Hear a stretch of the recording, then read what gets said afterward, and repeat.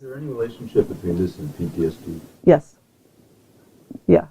Everybody who's in PTSD has active reflexes. But, when you're talking about events, I'm looking at that timeline and we're saying, well, you're a kid, you're always going to have more traumas.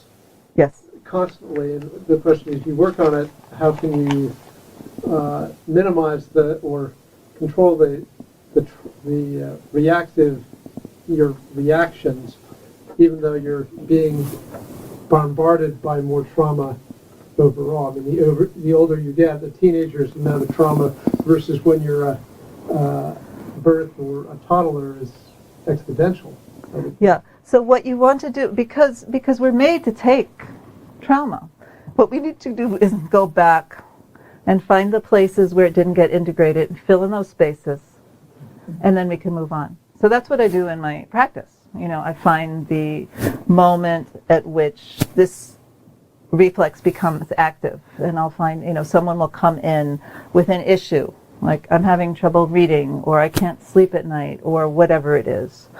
And then, I'll figure out, okay, I'll check some reflexes and figure out which one's active.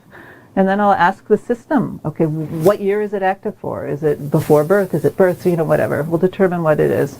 And then we bring that up, whatever comes up, we bring it up on the screen. And then we do the reflex integration for that time.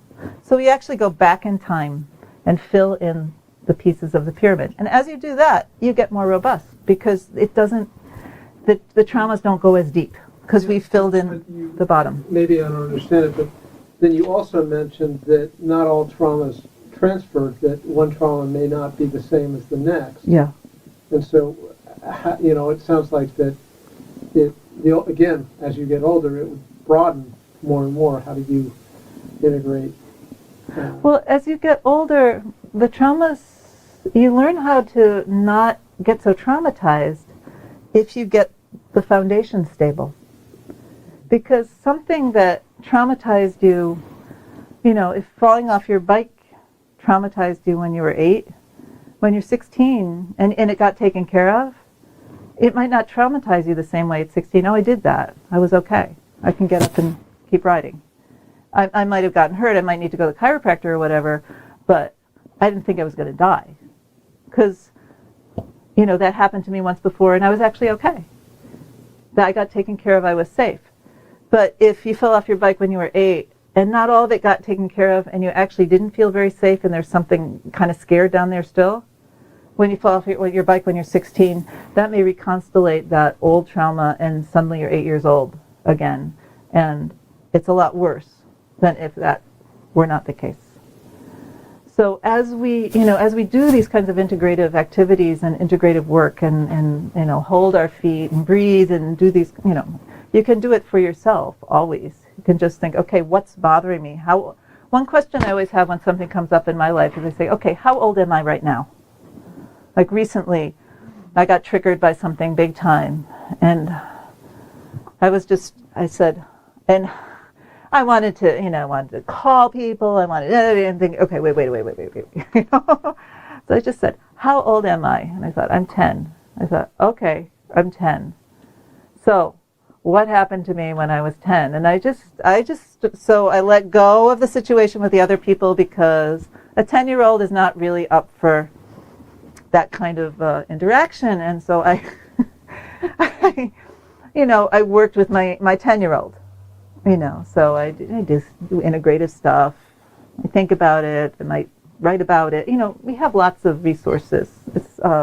There's so many therapeutic modalities and meditations and things that people have, yoga, people have all sorts of great ways to deal with these kinds of stresses. And then, but when you do those things, you're actually integrating reflexes. Okay. Yes. It's related. It prompted me to ask this: how do you see more typical coping mechanisms, like psychological coping mechanisms, that you might teach someone to deal with stress? How do you see that in relationship to this type of coping mechanism, essentially?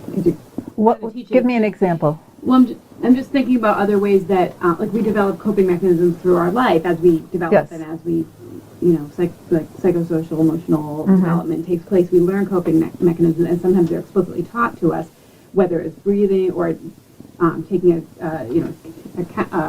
10-second countdown or walk away or whatever it is, or talking through it. But I'm just wondering, this, in some ways, these strategies can be seen as a coping mechanism that you're talking about. But how do you see them in relationship to those to that other path that people might take to teach children, for example, coping skills? Like, because I don't know if I'm asking that the right way. Yeah, I It seems understand. like it's like in a little bit parallel, but Some coping skill. Well, what you're talking about doing breathing.